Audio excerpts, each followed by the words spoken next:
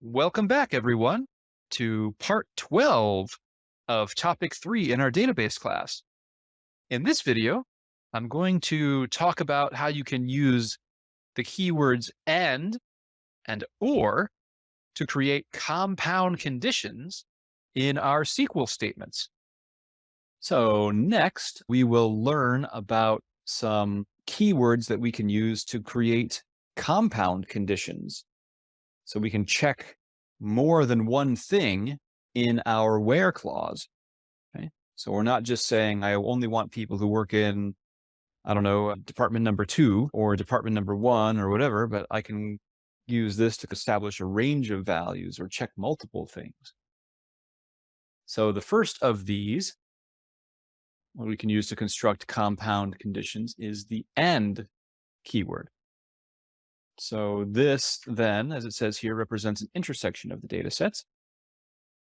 When we first started learning about SQL a few lessons ago, I told you how it was based on the notions of relational algebra, and we can represent those things with a Venn diagram. So imagine that we have a Venn diagram here, and is the intersection. So it's this area of overlap between them. So if each of these circles represents a condition and we use an AND, then the only result that will be returned is where both of the conditions are true. So if this is condition A and this is condition B, then to be included in the results of our SQL statement, a particular row must satisfy both condition A and condition B, which is represented here by the overlapping area in this Venn diagram. Now, I'll just take these out, label them outside of the circle for the sake of the next little demonstration here. So this is condition A and condition B. Now, if we use an OR statement, then instead of representing an intersection, what we're representing in terms of relational algebra is a union. And an OR is an interesting concept because what it means is that if condition A is true, which I'll represent here with these kind of blue lines, right? And note that this area here is also part of condition A being true. So if A is true, or if B is true, which I'll draw here with, I don't know, let's do green. So this is condition B, right? If B is true, then it'll be over here. And as before, note that this area here is also part of B. Right? So if A or B is true, or A and B are true, which is the intersection, right, the overlapping area. So basically anything up here, anywhere, any of these things is true, then that row would be included as part of the results. So if A is true, or if B is true, or if both A and B are true, which in our case is represented by this area here, middle, this is A and B, then it would be included in the results. So let's play around with some of these and see some live examples. Right. To begin, let me include the hire date out here so we have a little more data with which to work. All right, and I'll just leave that for now. So here are all of our data. We can see that we have a total of it's like about 12 employees in our database. They work in departments 1 through 4, and they're hired in, let's see, anywhere between 2018 and 2021. All right. So let's play around with some of these compound conditions now.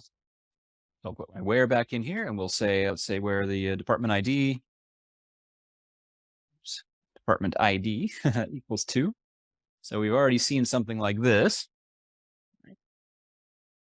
And you can see here that we've got our results, but let's say that we only want people who work in department ID number 2 who were hired in 2020 or later. So we can use the AND keyword, and then we can specify an additional filtering criterion to limit the results to what we want. In this case, we want people that were hired on or after January 1st, 2020. Now, if we look at these results down here, we can see that we should only have 2 rows in the results, right? Because these are the only 2 that would meet both of those conditions. So let's run this and see if it works as expected. And it does, right? So you can see here in our results, both Peta and Hamish work in department number 2, which was our first criterion, and they were also hired on or after the 1st of January 2020. If we look at their hire dates, we'll see that that's true. Now, if we change this to an or, then what will happen is if this condition is true by itself, the associated row will be included in the results. If this condition is true by itself, the associated row will be included in the results. And if both of these conditions are true, then the associated row will be included in the results. So that's what's going to happen here. So by changing the and to or, let's see what happens. I execute this now, and of course I get many more rows. You can see I get 9 rows in my results. So everybody here either works in department 2, or they were hired on or after the 1st of January 2020, or both. Okay. So if I look through any of these, I can see, okay, this person works in department 2, and they were not hired after 2020, but they're still included in the results because they work in the department. Right? Same with this person and this person. This person meets the hire date criterion, right? They were hired on or after January 1st, 2020, but they work in a different department. Nevertheless, they're included in the results because we used an or up here rather than an and so on and so on. Right? So we can see that everybody here now, all of these 9 records, meet one or both of these 2 criteria. They either work in department ID number 2, they're hired after 2020, or both. And so that's the difference between and or. So we're really quickly building out our set of capabilities here. What else could I show you? Oh yeah, you can use parentheses. So I could do something like this, and that makes that treat it all as one condition. And then I could extend it maybe by adding, I don't know, like an additional and. I think we have employee ID in here. Let's say employee ID is, I don't know, less than 6. Okay. So the only way now that a row will be included in the results is if this is true. So everyone must have an employee ID less than 6 to be included in the results. And one of these conditions is true, or both. So if I run this, you should see we get fewer rows. Now let me include the employee ID just so that we can see that this is behaving the way that we expect it to. All right, we'll run that again. So we can see the 3 rows that are in our results are employee IDs 1, 3, and 4, which meets this criterion, right? And then to be included, they must also meet this criterion or this one, or both. So they're either going to be in department number 2. In this case, they're all in department number 2. And surprisingly, none of them was hired after 2020. So it's their working in department number 2 that is qualifying them to be included in our set of results here. Okay. So you can imagine, you can basically, once you know those and or operators and all of the 6 comparison operators, equal to, not equal to, greater than, less than, greater than or equal to, and less than or equal to, you can create basically any kind of combination of filters that you need to limit the results that you're getting from your SQL select statement. So they're all part of the tool set that you need to ask the database. Right? And you can imagine that's just, once you learn the pattern, you can arrange these in any sort of combination that meets your needs for whatever sort of question you're trying to ask. Okay, let's continue.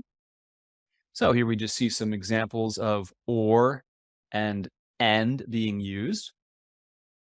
We already saw live examples of these, so we won't spend too much time out here, but This is telling us that, hey, if somebody works in a department that is less than 7, which would be, say, departments 1 through 6, or if they happen to work in department number 12, then they will be included in the results. Down below, we see the use of an and, right? So if they work in department number 9, and they were hired after the 1st of January 2021, then they would be included in the results, right?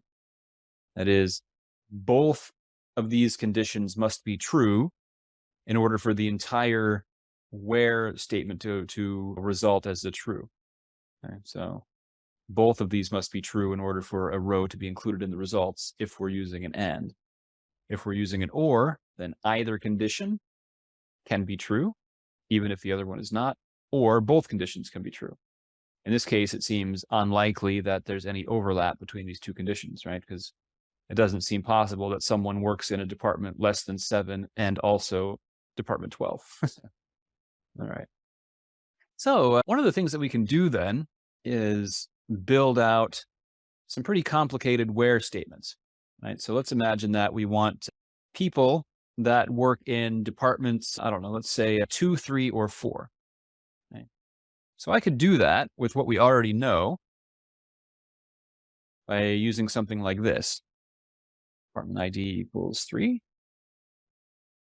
or department ID equals 4. And out of space. Open up a little more real estate for us here. Okay, so we already know how to do this. I could just say, if I want only employees who work in departments 2, 3, or 4, I could build this sort of chain of filters using a combination of or statements. And if I run this, of course, we'll just get employees that work in departments 2, 3, or 4. Right? Nobody is up here who works in department 1. It's all just 2, 3, or 4. So that's fine. But there's a much cleaner way that we can accomplish this same thing. And I'd like to show you that because it appeals to my natural laziness. And one of the great things about laziness is you can rely on laziness to find the most efficient way of doing things.